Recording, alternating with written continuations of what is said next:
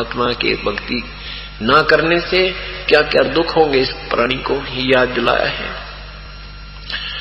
नर सुन रे मूड गंवारा, भाई राम भजन तत्सारा।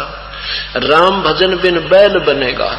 हे भगवान, पुण्यात्माओं, जब तक हमारे अंदर भक्ति प्रवेश नहीं होती, अंतःकरण हमारा साफ नहीं होता, तब तक ये बातें हमें अच्छी नहीं लगती कि हम कैसे बैल बनेंगे, हम कैसे गधे बनेंगे, कैसे गधी बनेंगे। ठाठ हो रहे हैं, बड़ी मौज माचरी है, फैक्ट्री है, कोठी है, कार है, कैसे गधे बनेंगे।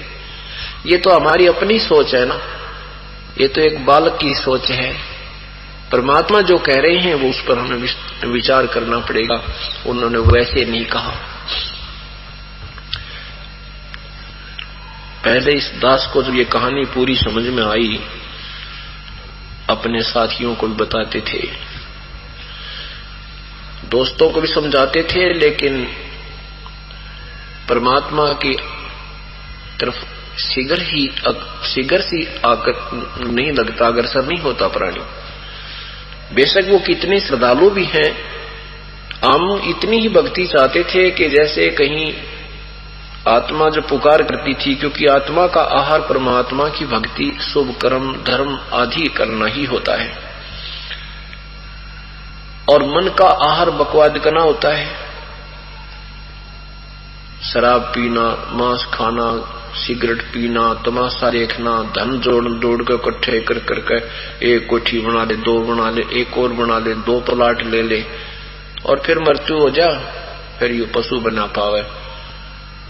उस कोठी की छाया में भी बाहर भी नहीं बैठ सकता ये नादान प्राणी। और मन का ये सांग है कि ये नूराजी की परमात्मा की भक्ति ना करे और ये ऊट पटांग कामों में ये आत्मा लगी रहे।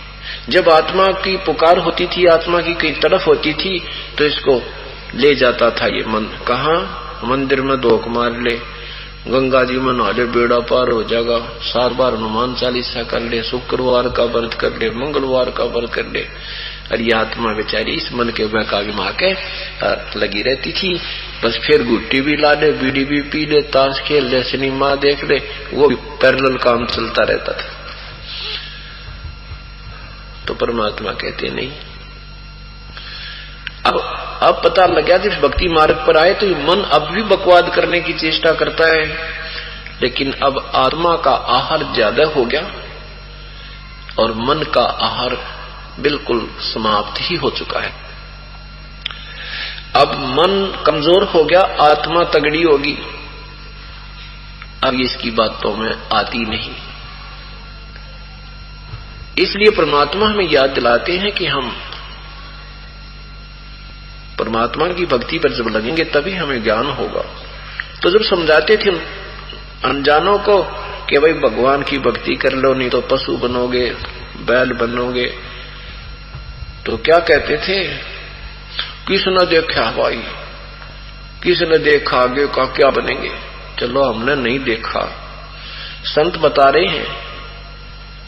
ये कोई बालक थोड़ी थे, अनजान थोड़ी थे, और इन्होंने देखा, इनकी आंखें थी, हम अंधे हैं।